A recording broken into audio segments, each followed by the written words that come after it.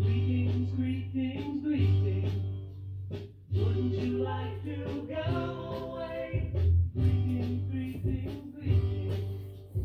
Come and see me, don't delay. Greetings, greetings, greetings, VC. Why do I say greetings, VC? Because it's the annual vinyl tag. This one being the official vinyl tag. But, let's get after it, because second time filming, nobody needs a 47-minute version of me talking way too much. This right here, Bear. This is Verve Forecast, white label DJ promo copy. Greetings, Children of Paradise. Children of Paradise this go-round is the vinyl community and all the people tied to this lovely tag. No need to talk about the music, don't want to get sidetracked. I guess a quick shout out, because last time I went 47 minutes, I gave too much time to shout outs to Steve Carlson. Besides viewing a plethora of people in the VC, you know who you are, because we're still friends. Main encourager and antagonist or protagonist or encourager for me to make videos with Steve Carlson. Cheers to you with this Warsteiner Dunkel. Let's get after it, because this could go long. If you see me peeking over here, it's because there's no way I'm going to remember 20 questions. So let's get after it. Question 1 off the list is best find of 2019. Everyone knows I'm Eclectic Eric of the VC if you watch any of my videos. So no way I was just pulling one thing. This is, obligatory jargon in the vinyl community. Everyone knows this Miles Davis Silent Way, and the jacket has a little bit of life on it, but the record itself is dead mint, crispy, flawless, plays oh so freaking nice. So that's a nice find. It might not be something as grandiose as this record. The previous record I found at Pharmacy Records, shout out Frank, Greenville, South Carolina, favorite record store. Besides that, Frank one day, he had this super sweet, fresh, crispy mint, Pink Floyd. And, I had to buy it because it was so nice, but it was missing the Obi strip. My weird self, this is how I know I'm developing a problem. A month later or so, I go to Joe Kevin Floor Records in Greenville, South Carolina. Love that. My two go-to record stores in Greenville, South Carolina. He's got one equally crispy with the Obi, so we had to do some finagling, and I scored that. This I scored right before I went to go see Iron Maiden, ironically, the last flip before I saw Iron Maiden. I showed this in Brendan Von Doom's contest. I think the video is called Heater to Beater if you want to see all the accoutrements, but this Iron Maiden with the Obi strip also has a 45, a giant art book, a fold-out poster, an artistic inner sleeve, all the stuff that I'm going to save time not showing right now. But this is, honestly, these two records I just showed might be completely and totally unplayed. They are in that nice of condition. And those are in the wild. I guess I didn't pull out my best online score. I scored a glam punk album from the 80s, Uncle Sam and Triple X, which is a nude cover. Might get me in trouble. That was my best online score I don't have on me. But honestly, my best find this year was in the mail. Anytime anyone asks me in videos where the discussion, one of the reoccurring obligatory conversations is always, if there was a record to be repressed, what would it be? And, it'd be No More Tears, Ozzy Osbourne, and a handful of other records that everyone already knows. But Mars Volta is always at the top of my list. And everyone's friend, Randall Weaver, broke me off with the De-Loused and the Francis Mute albums, both of them. I've sent out a bunch of VC this year, never because I feel obligated or whatever it may be. It's just spreading love. There's not like a tally marks or anything like that. But one thing I will say, Randy, I love you to death. I know I broke you off with some Donald Byrd and I sent you a Black Mountain album and all that good stuff. Another candidate for Album of the Year 2019, Black Mountain. But Randy, I can't help but feel like I owe you. Please don't send me anything. When I find something I think will strike your fancy, I'll send you more stuff. You freaking rock. Those albums are dope. Hands down. best finds of the year, and everyone else that hit me with VCLT was overwhelming and extremely generous, and it touches my soul. And I'm not saying that trite or lightly. Album of the year, speaking of which, I don't know if I have one. I do know 2019, I bought a lot more contemporary 2019 music than I did in 2018. I've yet to receive it, but I just got the Vinyl Vault. I just won an auction on eBay for that Vinyl Vault Rockin' Tours album that came out recently. This, was it Infest the Rat's Nest? Yes, Infest the Rat's Nest. I gotta check because I'm too dumb to know something I already owe. Anyways, and I saw him in concert. XV, if you don't know, is Roman numeral. It stands for 15. This is a gatefold. In the shrink, I can't open up the shrink ever because I'm a weirdo. This is the US Independent Record Store edition. So it's on that two-tone black and red. And this just more represents the band I dove into deepest in 2019 as far as their catalog. And their catalog is vast. My chick and I went to Asheville, North Carolina, caught a concert, hit up some record stores. If you want to go backwards, we found some super cool goodies. But no one's obligated to ever do that. And then besides that, novelty record is question 3. Can't believe it, 6 minutes. I'm already here. It's amazing. When I think of novelty records, which I do like, I'm kind of a sucker for, there's 2 things I think of.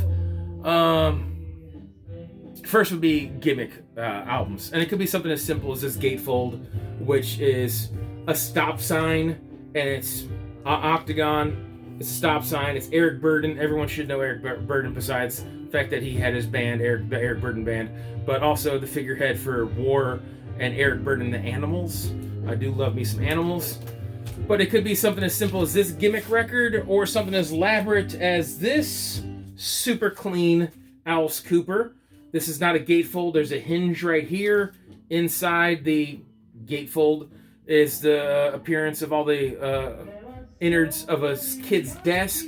This is an unpunched punch out. If you were to fold it out, it folds down like a desk and the lid comes up here. I'm not going to waste time pulling out, but these are the pink panties. There's also yellow and baby blue, if I'm not mistaken. But I finally landed a really clean copy with the panties of this Alice Cooper. Everyone should know School's Out. I mean, if there was ever a most cliche, know an artist by one song for this particular artist, would probably be that. The other thing, gimmicky, I collect bad album covers, everyone knows that. But gimmicky can also be like, or not gimmicky, a novelty would be a toy that you're allured to because it's oddity or rarity, or it's newness, or fondness, and you have some kind of emotional attachment to it. This right here, besides having the kind of novelty of the nudity and it being nostalgic because, 80s baby, early 90s kid. This Two Live Crew, this is, I don't know why, but this warranted a repress. This is the original in the shrink. And this is a novelty because when I pull it out, besides playing it, this is a double LP.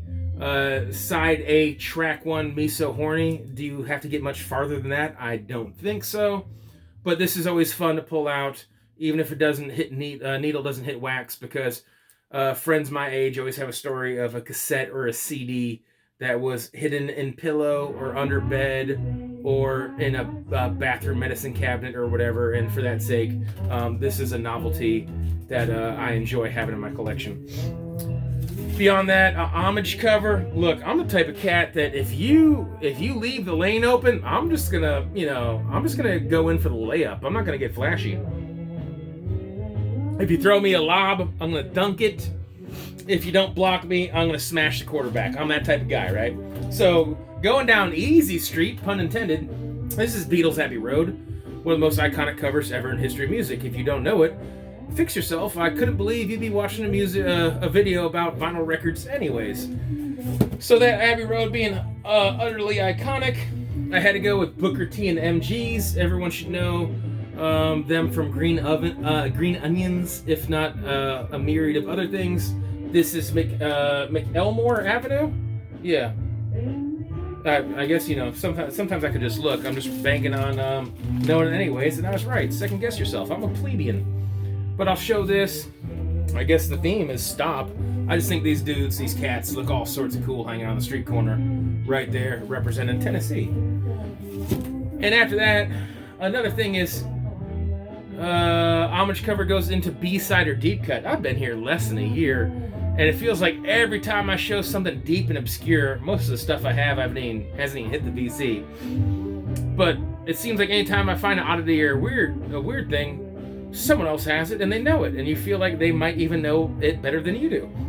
But maybe just by happenstance, hit me up. One, even if you're just watching this video, so I can pay you the respect of watching your vinyl tag if you took the time to watch my vinyl tag. But also, if you actually own this record, I want to know someone else that likes the same weird things I do. This is Warm Dust, Peace for Our Time. It's jazz-centric, prog, sometimes hard and heavy-ish experimental music that is militant about being anti-military. I know that sounds convoluted and contradictory, but yeah, one too many beers. But yeah, that's all that. And I've never seen anyone else show it. So to me, something that I own, I've never seen anyone else show in the VC is a deep cut. Next question would be something funky. Anyone knows me knows I get down with the funk. I like some funky music. It could be just by happenstance, by alphabet. Something like this Parlay, this Parliament Funkadelic affiliated act. And I think this is appropriate because last year one of the questions was something you find everywhere that's inexpensive and good. And I said BT Express, amongst other things. But Barbara Joyce, her mid-70s BT Express is my favorite BT Express. This was a Gap, if I'm not mistaken. This is on Roadshow. This is the first non-Barbara Joyce. And this is definitively the most funky and best BT Express that isn't Barbara Joyce. I really, really dig this. Shout It Out is an opening track on one side, which is really cool. Take It Off, not Taylor Swift. Shake It Off, not Take It Off. But Shake It Off is a cool track about, just positivity and just, going through the obstacles of life and keeping your head up. And then another great track on here is Put It In the Pocket. It's a song about saving money and being responsible and achieving in life. And lyrical substance and, words of merit seem to be dissipating rapidly in all forms of urban music nowadays. And I love my old R&B and funk and soul. And I wish it would continue today with some of this new neo soul. All right, and we're going to segue. That's also an awkward segue from funk to this, but I guess it's appropriate. The next thing is weird shelf buddies. As a chef, a couple of years ago, I did a private dinner for a bunch of millionaires. They paid me graciously, and I didn't need anything from them. But one of the gentlemen I cooked for heard through the grapevine that I collect vinyl records, and amongst that was Billy Joel, the Eagles, Asia, Steely Dan, all the cliches that have no real value, that were just mostly trade fodder, and some of which I did keep, Heart and some other things I like. And that was one of his father's records. Everyone should know this track, Will the Circle Be Unbroken? This track everyone should know because it was featured, one rendition of it was featured in Oh Brother Where Art Thou. I want to say that this title track was done by the Nitty Gritty Dirt Band. I'm not going to even check because I don't want to waste time. Earl Scruggs is also well known on this. Other things on here, as far as artists, might be more obscure. But in my main listen room, this once upon a time office that's getting swallowed by records, is where I keep the bulk of my stuff in alphabetical order of all genres. But all my comps, all my classical music, because a lot of those which are comps, so I keep my, whether it's just singularly Chopin or Beethoven or Mozart or whatever, are all with my classical music comps that segue into miscellaneous comps, into comedy albums, into soundtracks. So that's all comps in this vintage, like 1950s, maybe early 60s Philco cabinet that I gutted the backside of an old broken cone speaker and put a subwoofer in. But that Rebel Flag goes into this Rebel Flag. Anyone knows me that I get along with all walks of life, so there's no hate in me, but this is a piece of history. I'm a bit of a history nut. And this Tennessee Ernie Ford sings Civil War songs of the South. He also did, which I don't own, I'd love to have the songs of the North. The best one on this would probably be Goober Peas, because it's silly and goofy as a campfire song for the troops to stay lighthearted while they were literally being starved out and the war wasn't going their way, and they were down their rations and they're quite literally only eating peanuts, aka Goober Peas. But I think this is great because this is my last of my comps by happenstance segues into comedy, and that's in no particular order. But this Richard Pryor happens to be shelf buddies with this Rebel Flag.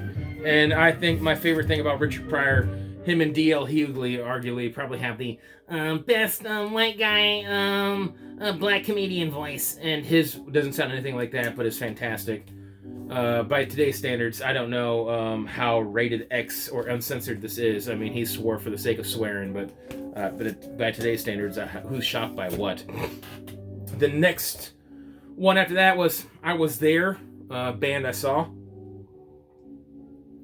Saw King Gizzard this year. Saw Iron Maiden. Outside of that, it was kind of a hectic year. I didn't see that many live shows. One of those live shows, I chose this for 2 reasons. The unofficial contest has a Show Me an Autograph record. So this is autographed. So shout out to everyone else doing the unofficial contest. You're not wrong. We're all just spreading love, and it's not about the 20 questions. It's about everyone participated and rubbing elbows and shaking hands. But this is represents also my first VC meetup. My buddy John, a.k.a. the Digital Gramophone, a.k.a. John, Not So Secret Contest John. He came down, and we saw the show together, and it was a good time. Then right after that, hell, by the way, His Golden Messenger is the act. Band I Was There. The next question, question 9. An OG I wish I had. I guess it's supposed to be based on something that you own currently, but you wish you had the original version of. Because Lord knows, you could sign me up for all those old school original Blue Notes, Prestige, Six Eyes, Impulse, all these old Columbias. There's a lot of great old jazz I'd love to have. And if I guess I could have any record ever, it'd be serial number 000000001, White Album formerly owned by Ringo Starr, because Lord knows that's going to go for well over $1 million when he passes. But let me get this out before I flip to the B-side. We're just hanging out for one record.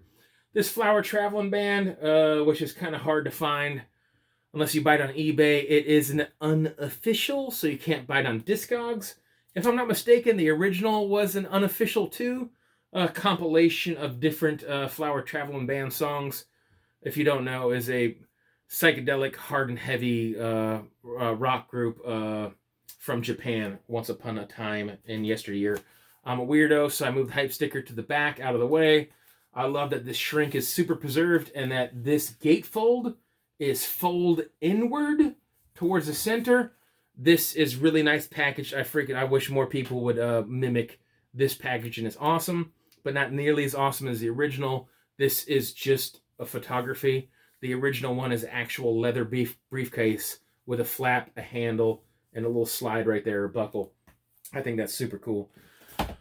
Not doing too bad. I'm only one side of a record, and I'm better than halfway done. I will see you shortly on the B-side. It's getting very cold. Woo! It's getting very cold outside. Shout out to anyone in cold weather.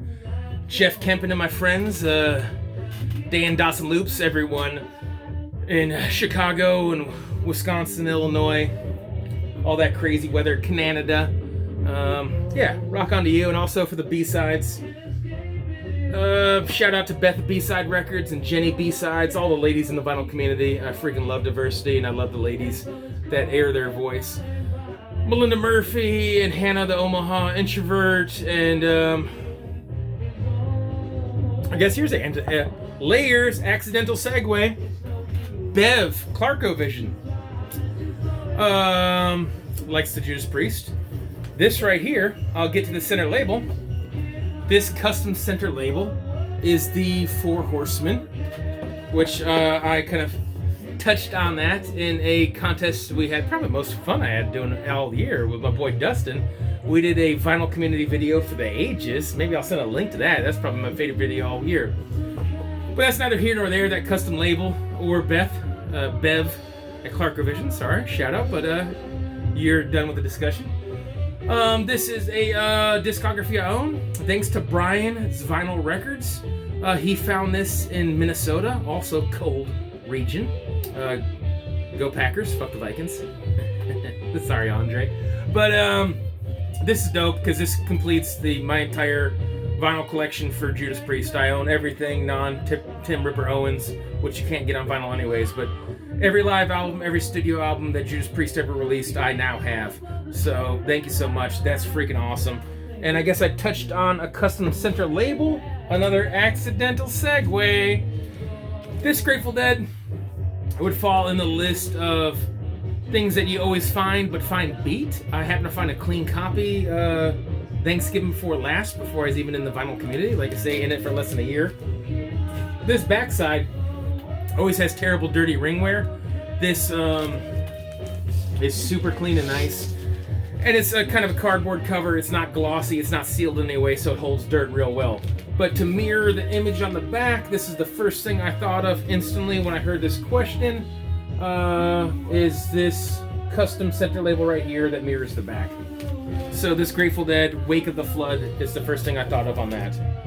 And right here, the next question, a little segue. Like say, so far, the only ones I've seen, why I referred to Vinyl Richie, is because watching Vinyl Richie's unofficial tag and a couple barely moments of other people, I want to make my video before I watch everyone else's, is I watch Steve Carlson. So everything else is, everything's new. I want to go in this blind, and I think it's a good thing to see what you have in common with other people. Don't worry about it if you haven't made a video yet and you've watched everyone else's. It's okay to have duplicates. We're all just getting along and sharing here. It means we like the same music, and that's a beautiful thing. But this pre-band and the unofficial one, there's a Ramones question. So I figured I'd tie into the Ramones with this genuine first press. This dust on the, let me show this, because shout out to everyone that was nice enough to participate in my breast cancer fundraiser. Look up a link. We're that close to $1,000. Thanks to everyone who contributed.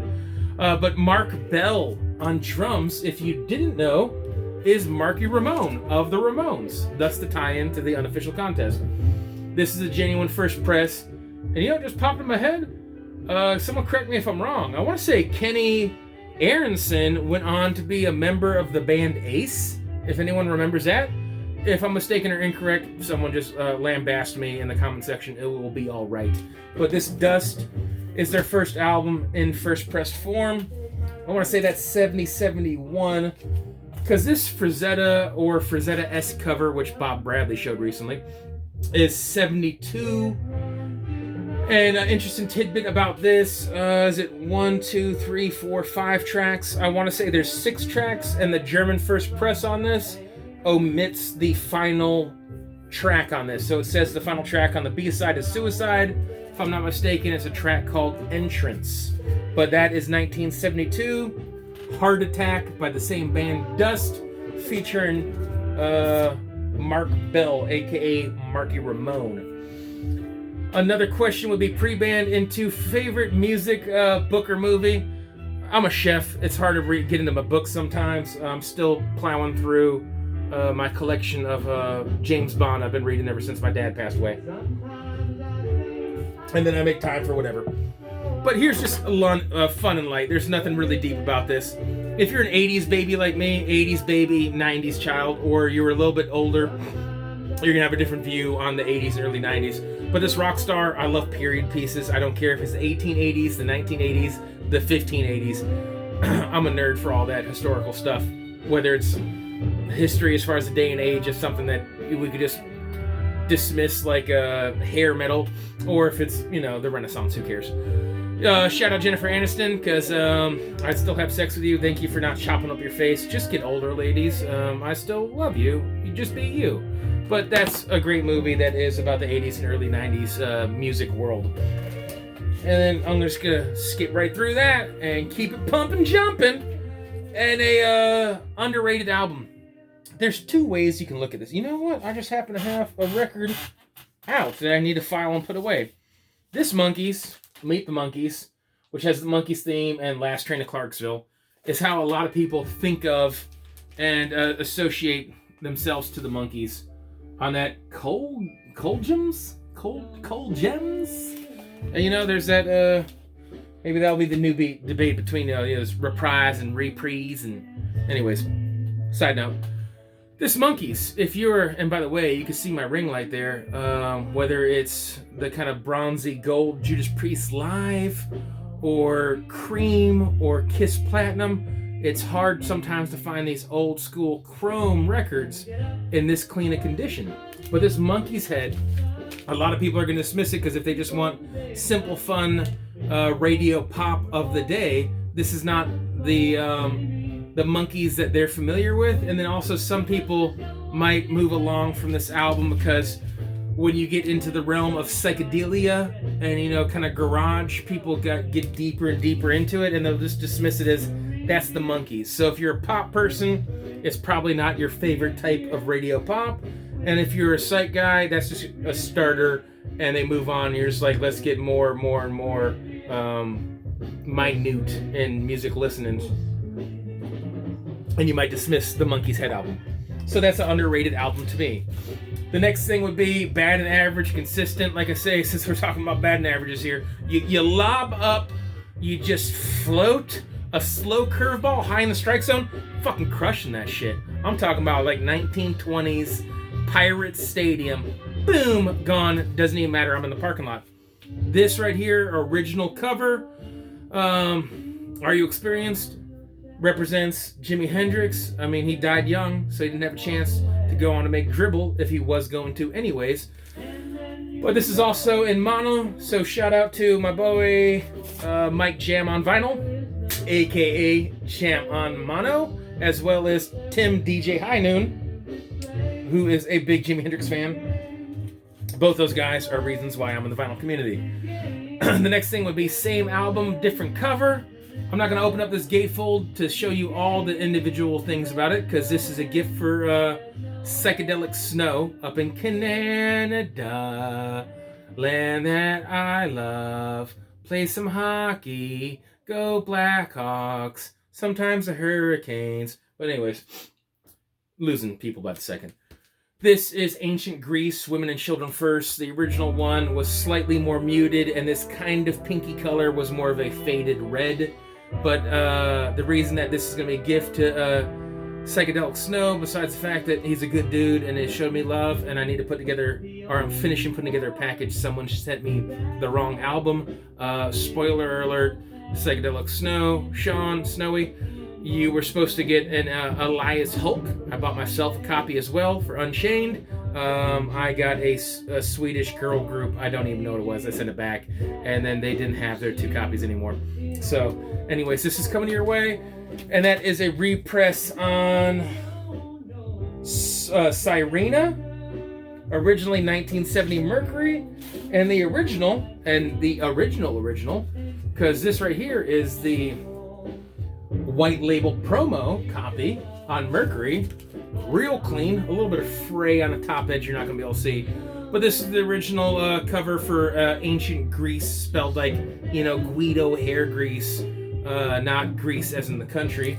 But this is the original cover for Ancient Greece, a little bit in the realm of psychedelia. The next thing would be an album that I bought cheap, now expensive. I don't know if you could apply that as either something like, I just bought the record store day Pearl Jam, and that thing quadrupled in a couple weeks. So it could be something that simple. But this right here is stupid clean. This is on Discogs. I can't find out too much information on it. It's a plain white label that mirrors the back. It's that simple. There's no record company. I want to say this is a private press. Billy Stewart, a lot of people are going to know from Sitting in the Park, Summertime, I Do Love You, We're All Singles. I don't know which were the B-sides to them. But this album is awesome. You might also know the song Wedding Bells. I love the song Fat Boy and A Fat Boy Can Cry. But if you can't tell how stupid clean this white is for this record that is, older than a lot of my oldest friends in the vinyl community. This is a private press, if you can see it. This looks like Damage. That's not Damage. And this one right here that goes all the way through, and this one that goes all the way through, that is a wrinkle or a mess up in the printer. And if you can see it, this angle right here, I don't know if it's going to show up, there's a hair that's trapped in the paper. Other than that, the damage came with the record. This is an amazing condition. I bought it for sub 20 bucks, and it sells for around 200 or so, if you can even find a copy. I've never seen more than 1 or 2 copies on Discogs at a time, and depending on condition, they've ranged from about 150 to 275. I love this album. I don't think I could ever replace it, and I wouldn't want to sell it ever. So this record is worth every penny of that to me. It's one of my favorite records ever. I love it. Let's keep on plowing through because I'm right near 30 minutes. The next one would be favorite drummer. Look, I'm no sucker. This is what it is if you can't tell. A lot of people forget Sheila E. was a freaking drummer, because in the 80s and the advent of music videos, you had to put your star first and foremost. She needed to be prevalent in the screen. So she wasn't performing in most of her music videos.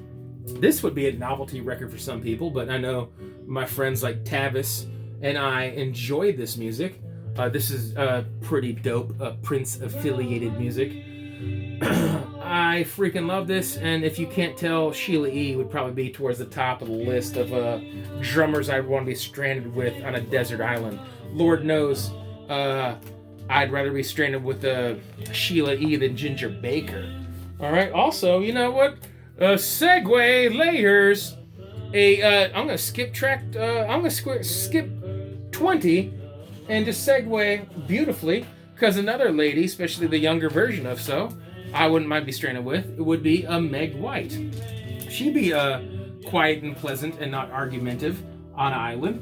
But this is a trilogy with a theme. I just pulled any 3 that connected in their first 4 albums. I guess their fifth album was Icky Thump, which was all kind of black and white with kind of like a cigar label on the top that was red, so it didn't quite fit this theme.